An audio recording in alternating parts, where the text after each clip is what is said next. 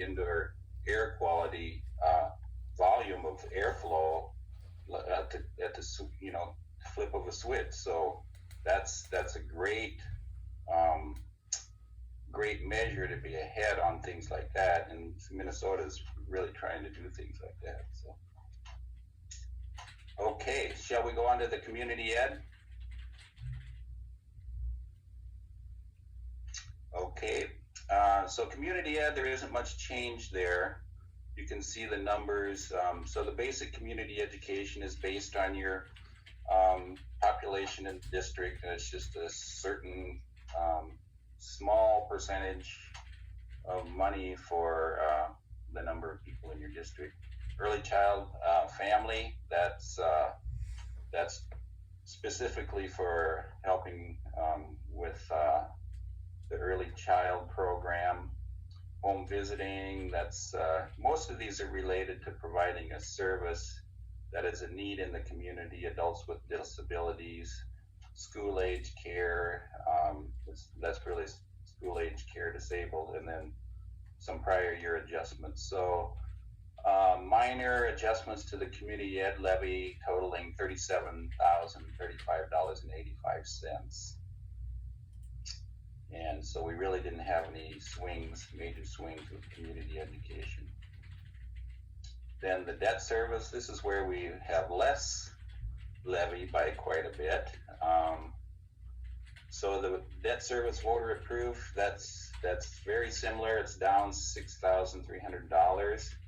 The debt excess, that's quite a bit lower, and so every so often you have a big reduction because of debt excess. And the reason for that is that when you levy for your debt service, there's a requirement that you levy 105% of your payments. So you're levying an extra 5%, and that's because the state wants to make sure that you are able to make your debt payments. Say, something happens and there's a financial issue, they want to make sure there's enough money in the debt service fund.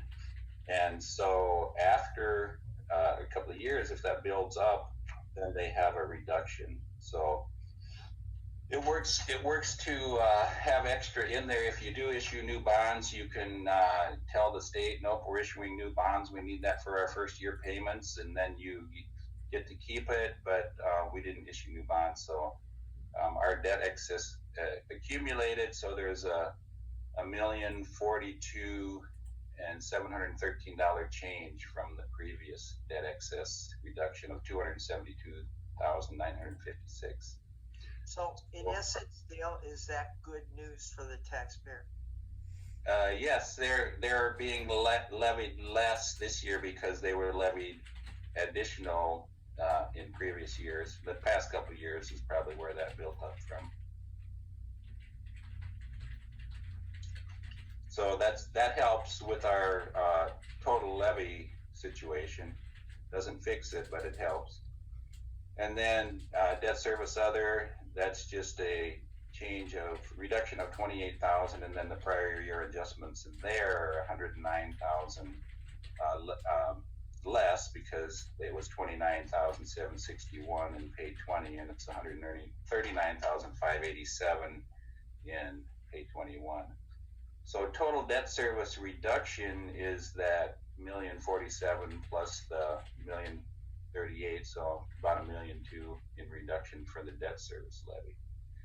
Down here, the grand total, $38,246,648.07 for pay 20, and for pay 21, $41,267,222.54.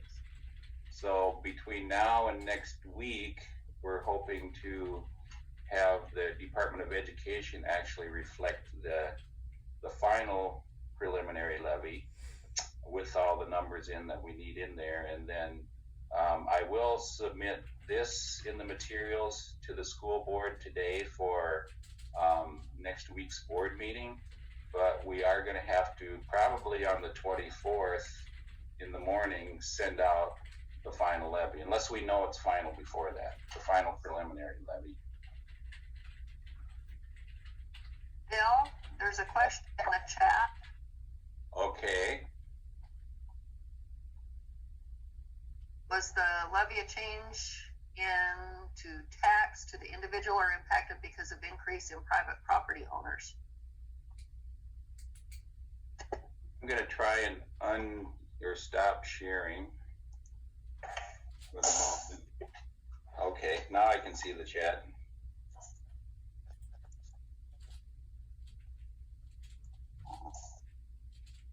It doesn't come up. What was the question again? Let me pull it up again. Was the levy a change into tax to the individual or impacted because of increase in private property owners? That is another side of taxation that's not really part of the calculation of what you're entitled to levy. That's a factor in who pays for this total levy. So if your valuation changes on your property or your home, you, in relation to your neighbors, if theirs didn't go up, say yours went up quite a bit and the neighbors didn't, then you would pay a larger portion compared to your neighbor than you had in previous years. And so they just added more population equals more taxpayers, new home construction. That's definitely true. More property value. I wouldn't say more population. I would say more property value, which when you build new properties, that increases property value. So then you as an individual pay less because other people are paying this total levy. And businesses have a huge factor in who pays because they generally, are high property value, and they pay a larger share on some of the net tax capacity things. And so the commercial and industrial base of your district really determines a large part of who is paying the taxes. Hey Dale, this is Bill Gillis. Hi, Bill. Hey, I have a couple of questions. At the bottom of of this year's numbers, there's a $38 million number. Is that the actual amount levied for the current year?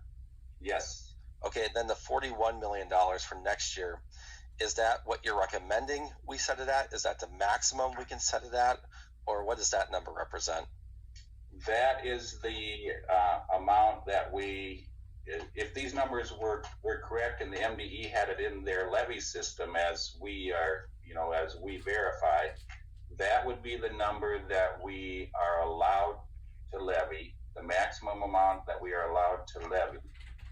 And so, yes, it's $41,267,222, and we can levy less than that if we desire. But that would be whatever we send in on September 30th to Washington County is what they will put on their tax notifications when they send it parcel specific out to each property owner of the estimate from the school for their taxes. Okay, so if we use that number, we would know that the district would get about 8% more than this year, but we don't necessarily know the impact on each taxpayer yet? Not specifically, no. Okay, thank you. Mm-hmm. Yeah, it can be figured out, but it's different for each taxpayer depending on their property value and the total property value of the district and what our levy is, and all other levies, really.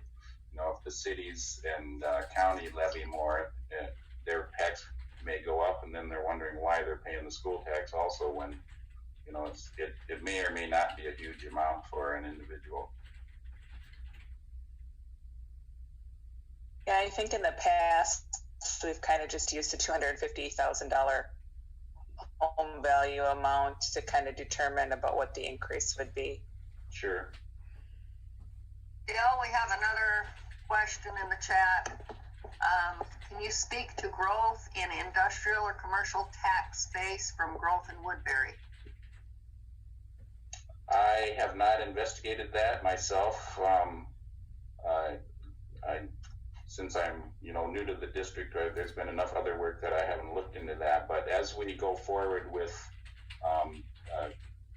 renewal for a levy will be needed next year, those numbers will definitely come out, and I'll be looking at that. But I can specifically look into that information also. Thank you.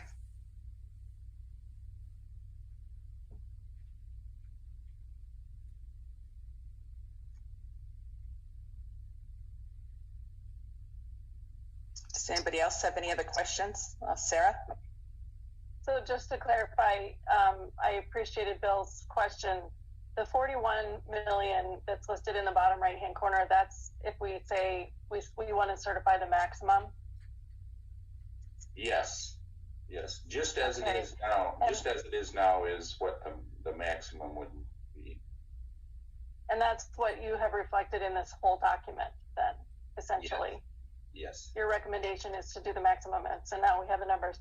So we're looking at from up above, in the general fund, it's about $4.6 million increase.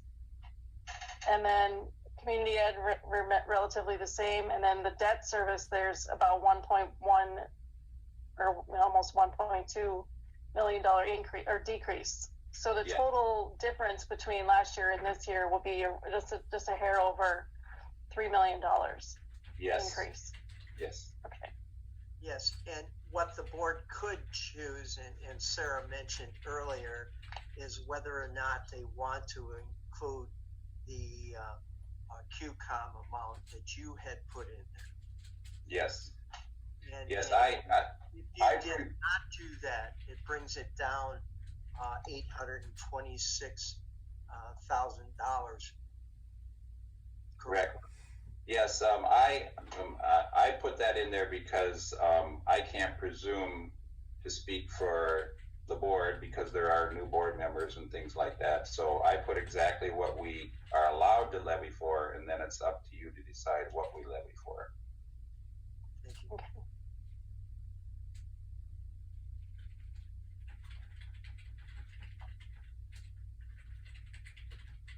Yeah, I think the big questions for me, as we already talked about, is, the question of QComp and the question of the long-term facilities maintenance. Those are obviously two big expenses.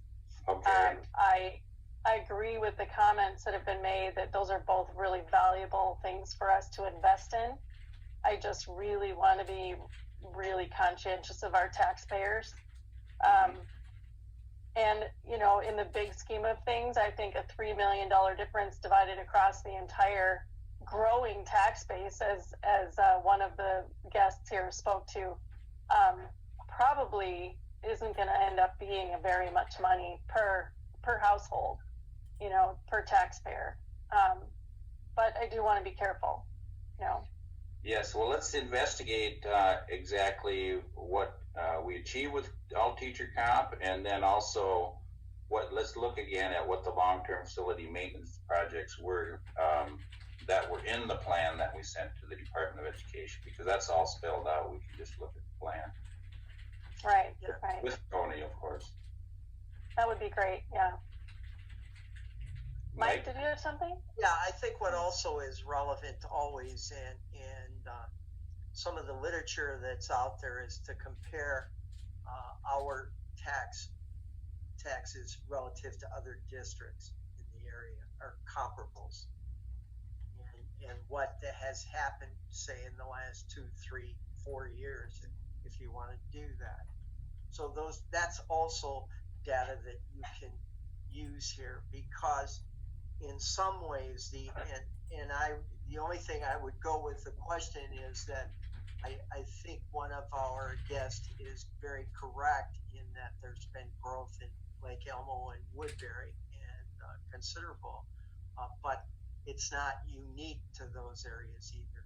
There is several developments in other parts of the district that have gone up and added to the financial equalization that's available.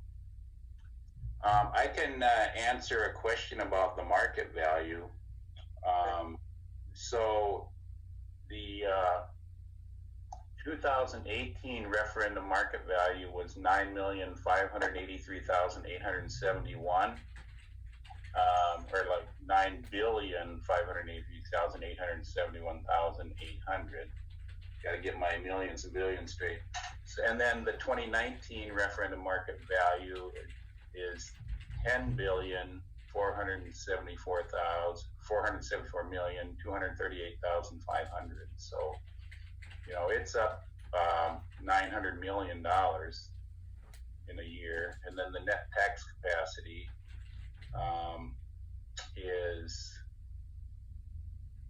it goes from 112,200,772 in 2018 to 122,706,648 in 2019.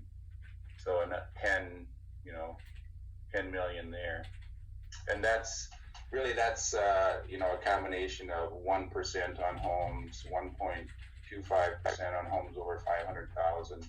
Businesses are 1.25 up to, I forget how many million it is, and then it turns to 1.5% tax. So that's in the 1 to 1.5% of the value of the assessed value of homes.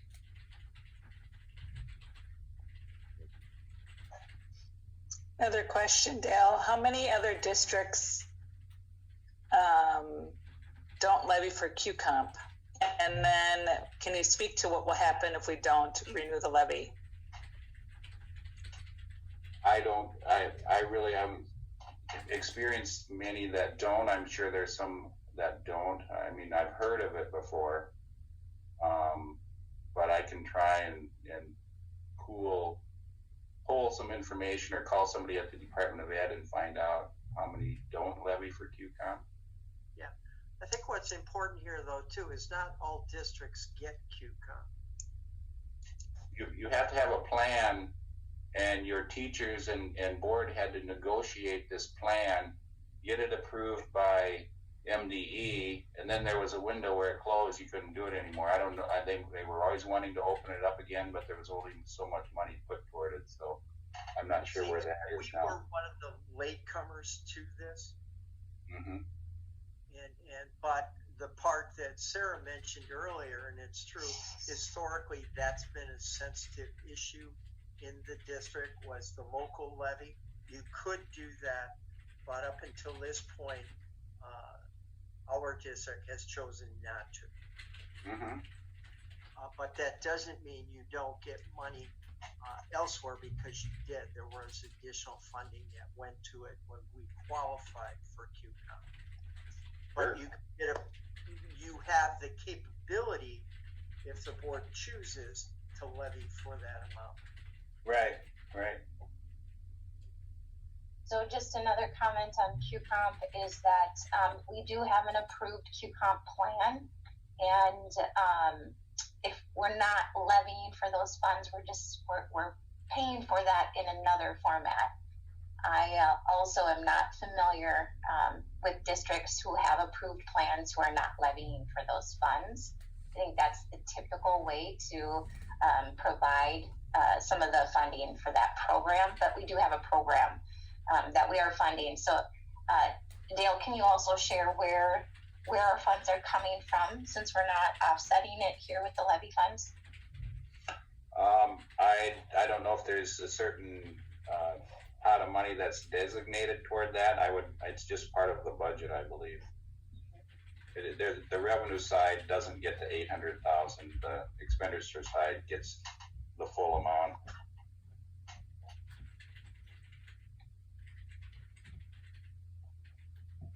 Any other questions for Dale?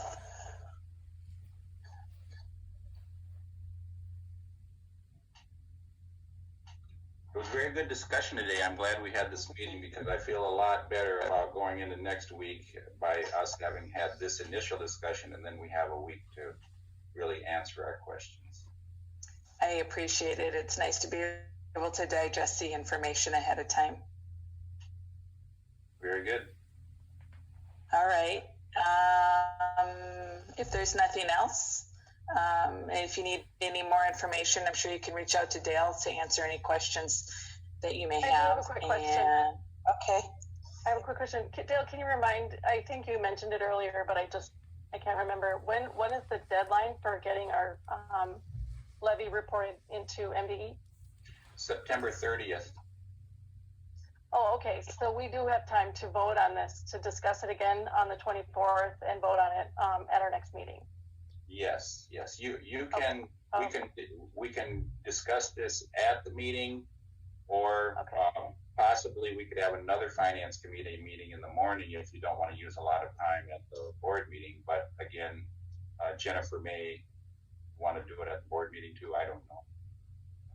Yeah, I think maybe, Melinda, it might be good for us to have some time and space for that conversation at that regular board meeting regarding the QComp and the good work that is, and also a further detail, a little bit more of an update from Tony regarding the long-term facility needs.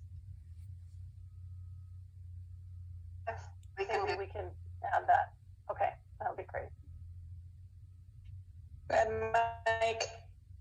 Yeah, and I think what's important too is when you look at this, you have to submit the max that you're going to go for September 30th.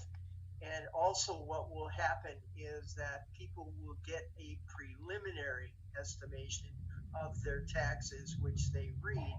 So if you go lower than that, that won't show up on those estimations. Does that make sense? If we approve the maximum, then that's what goes in their notifications. So if we intended in December to lower, say, the 830,000 and wait till December, that won't show on their tax notifications. It will be the maximum. And so if we decide not to levy that initially, then it would show that reduction was excluded in the tax statements also. At least the school district's portion of taxes. Yes. They would never know what the maximum was. They will know what we put in our preliminary.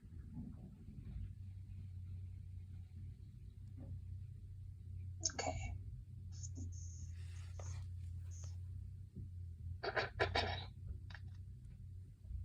All right. Well, if there's no other questions, I think we can end the meeting, and then if things arise, feel free to reach out to Dale in the meantime, and then we will schedule some time to add a little more conversation at the board meeting regarding this. Sound good? Very good. Sounds great. All right. Thanks, everybody. Thank you, have a great Dale. day. Thank you, everyone. Yep, have a good day. Bye-bye.